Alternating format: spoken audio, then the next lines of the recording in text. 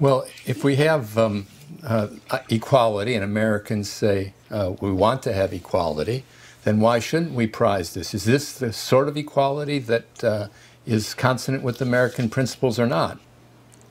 Well, if you take your bearings from the Declaration of Independence, all men are created equal, I suspect that it doesn't fit that idea. That idea seems to be coherent with a kind of political equality, but not the social equality that is enforced and insisted upon in this society. And Vonnegut is quite aware of that distinction. In the opening lines, he says they weren't only equal before God and the law, which I take it would be the original founding understanding of equality. Instead, he says they were equal every which way.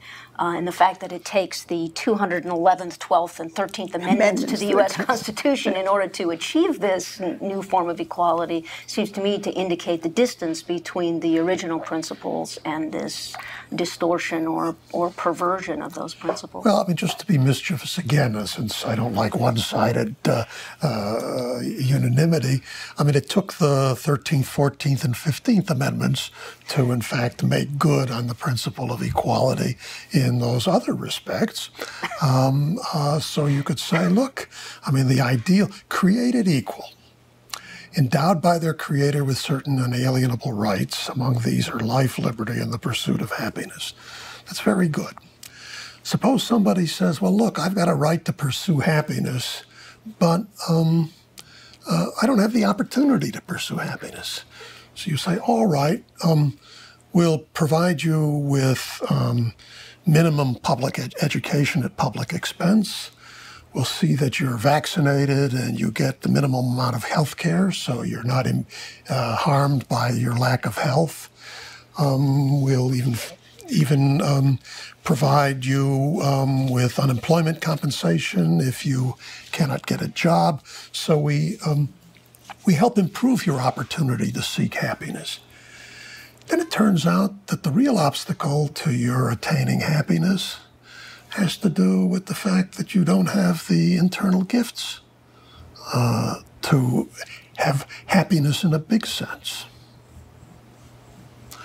And so somebody would say, look, this right to pursue happiness, to enjoy happiness, that's rather hollow, unless I really finally have the equipment to do so. And since you can't give me the equipment to make it equal to the rest in the race of life, let's not just level the playing field. Let's level the players. Let's eliminate the game. And we can all go about our business and watch handicap dancing on television. I'd say that equality of opportunity, even though you might bring people up to bring in the race, is really a soft name for inequality. Equality of opportunity means you start at a certain point, the race begins at a certain point, but then the race results in vastly different outcomes.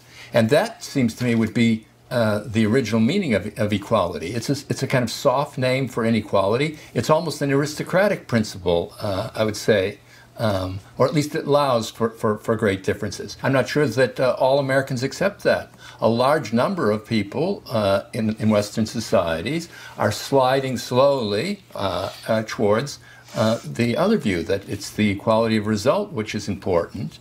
And I think that this is what this story in a way points to, that we at some point, slowly, but at some point, 200 amendments down the line, you're going to get there unless you realize the different character of those principles. And then not only the different character, because it's one thing to say it's yours by tradition, you would have to say why one is better than the other.